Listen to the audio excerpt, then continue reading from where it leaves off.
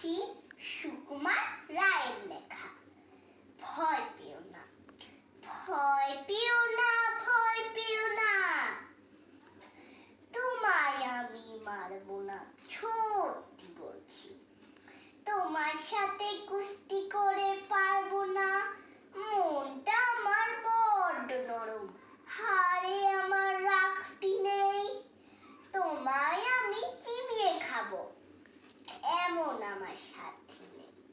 মাথায় আমার শিং দেখে ভাই ভয় পেয়েছো কতই না, জানো না আমার মাথার ব্যামু, কাউকে আমি গুতোই না।